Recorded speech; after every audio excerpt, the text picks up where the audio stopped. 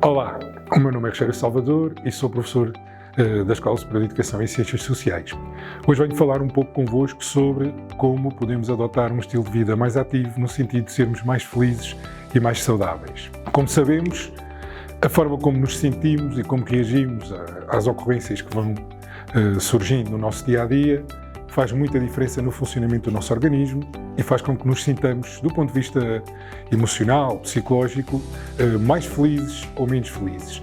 E um dos fatores que nos pode ajudar a encontrarmos esse caminho de maior felicidade, de maior bem-estar, é, sem dúvida absoluta, cuidarmos do nosso corpo. O cuidarmos do nosso corpo não só melhora a nossa autoimagem, mas também é fundamental para nos sentirmos bem, porque quando cuidamos do nosso corpo, acabamos por estar a cuidar também da nossa componente psicológica e emocional. Que estratégias é que podemos adotar para ter uma vida mais longa, mais saudável e mais feliz? Portanto, procurar esse bem-estar emocional e mental através de um estilo de vida saudável e ativo, de uma alimentação equilibrada e de um sono de qualidade. Portanto, estes serão 4 vetores que nos podem ajudar a ter uma vida mais feliz e mais saudável. O que é um estilo de vida saudável e ativo? O que é que nós podemos fazer no nosso dia-a-dia para adotarmos um estilo de vida mais saudável e ativo? Aumentarmos os nossos níveis de atividade física diária, realizar exercício físico 3 a 5 vezes por semana, procurar atividades na natureza, evitar e limitar o tempo sedentário que estamos na TV ou noutras tecnologias. Bem sei, é certo, normal, temos que estudar, fazer trabalhos, mas tirando essas componentes mais formais, evitarmos o tempo excessivo diante de ecrãs e em comportamentos sedentários, evitar o consumo de álcool e evitar o consumo de tabaco e de drogas. Portanto, se nós conseguirmos cumprir estes critérios, estes pressupostos, conseguiremos de certeza absoluta ter um estilo de vida mais ativo, que acaba por ser mais saudável e que acaba por nos dar prazer nas atividades que estamos a realizar. Para além disso, do ponto de vista da alimentação, podemos também fazer escolhas que são importantes, não só por questões nutricionais, mas também porque nos vão ajudar, quer do ponto de vista da atividade física, da regulação do sono, do bem-estar psicológico e emocional, a estar com um estilo de vida mais equilibrado. E estamos a falar de quê?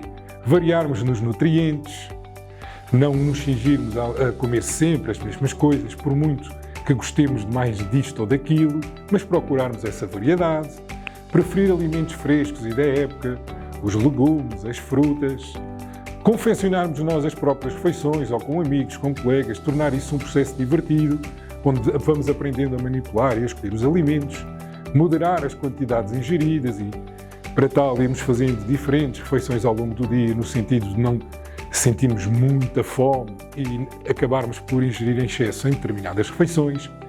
Evitar, e isto é muito importante, alimentos processados e fast food, porque normalmente, do ponto de vista nutricional, não nos oferecem uma variedade e uma qualidade que é aquela que nos vai fazer bem, e por outro lado, muitos deles acabam até por provocar em nós reações fisiológicas adversas. E para além disso, respeitar os horários das refeições, tentarmos ter, digamos assim, a nossa agenda mais ou menos organizada, respeitando o horário das refeições. Para além da atividade física, do exercício físico e da alimentação, é muito importante um sono de qualidade. É durante o sono que o nosso organismo recupera, digamos assim, da ansiedade, do stress, do desgaste físico, fisiológico que vamos sofrendo ao longo do dia e, portanto, precisamos deste processo de sono para um conjunto de fenómenos biológicos e fisiológicos que nos permitem ser mais saudáveis. O que é isto de um sono de qualidade? O que é que devemos procurar fazer para ter um sono de qualidade? Pronto, para além dos fatores que eu já partilhei convosco relativamente a um estilo de vida ativo e à atividade física e ao exercício, e para além de uma alimentação nutricionalmente rica e equilibrada, temos também estratégias para que possamos ter um sono de qualidade. Dormir entre 7 a 8 horas por dia, isto pode variar um pouquinho de pessoa para pessoa, mas estamos a falar aqui num valor médio. Tentarmos respeitar o horário de deitar e levantar, não criando uma desregulação hormonal e fisiológica, porque nos dias acordamos muito cedo, depois noutros muito tarde, depois às vezes deitamos mais tarde, tentarmos ter, digamos assim, uma janela de horário de sono que consigamos cumprir ao longo de todos os dias da semana. Evitar atividades que aumentem a atividade cerebral antes de dormir, como, por exemplo, videojogos, estar em frente a ecrãs, etc. Procurar atividades que possam ser mais relaxantes, como ler, ouvir uma música calma, mais tranquila, para conseguirmos ir baixando, digamos assim, o nosso ritmo. E, sobretudo, não utilizar tecnologias no quarto antes de dormir. Ter o telemóvel com som, televisão ligada, etc.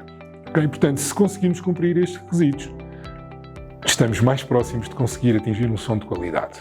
Depois, relativamente ao nosso bem-estar emocional e mental, é muito importante que consigamos ter tempo para refletir, para meditar, para nos tentarmos conhecer a nós próprios, no sentido de procurarmos momentos de tranquilidade e de equilíbrio. Procurar o nosso autoconhecimento e trabalhar para melhorarmos os nossos defeitos, sermos empáticos, aceitar o outro, evitarmos conflitos, refletirmos antes de proferirmos qualquer tipo de sentença relativamente aos outros, aceitar os nossos medos, os nossos traumas, procurar ajuda em especialistas ou com amigos, se sentirmos que eles nos geram angústia, ansiedade, tristeza, organizar os nossos processos no dia-a-dia de forma sistemática para evitarmos quadros de ansiedade, sentirmos pressão. Portanto, estamos a falar nas nossas agendas relativamente aos trabalhos da escola, ao estudo, à organização da nossa vida pessoal e sermos capazes, de forma tranquila, de partilhar as nossas emoções e os nossos sentimentos,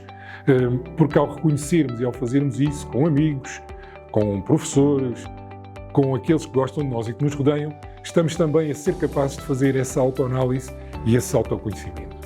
Portanto, se conseguimos trabalhar nestes 4 vetores, o nosso bem-estar emocional e mental, aumentarmos os nossos níveis de atividade física e de exercício físico, procurarmos um comportamento alimentar mais saudável e adotarmos estratégias para termos qualidade do sono, estamos mais próximos de nos sentirmos bem a todos os níveis, a nível psicológico, emocional e físico, a sermos mais felizes e a termos uma vida mais longa e mais plena. Ok? Portanto, termino falando um pouquinho convosco sobre a teoria da autodeterminação, que é uma teoria que eu gosto em particular e que fala da satisfação das nossas necessidades psicológicas básicas. Okay? Na autonomia, na competência e na relação com os outros. De uma forma muito rápida, a autonomia, o sentirmos capazes de fazer aquilo que gostamos, de desempenhar as tarefas que nos dão prazer e procurarmos essas competências. Ter essas competências, esses instrumentos, desenvolvermos em nós instrumentos que nos permitam realizar aquilo que gostamos de realizar e sentirmos satisfeitos com o nosso próprio trabalho, com a nossa própria produção, com aquilo que fazemos e a relação, a forma como nos relacionamos com os outros, ok?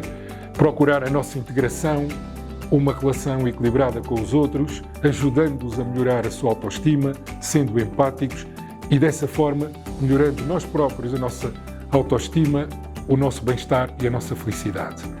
Despeço-me desejando que sejam felizes e que, se precisarem de alguma ajuda, de algum apoio, se sintam à vontade e podem contar connosco. Um abraço a todos.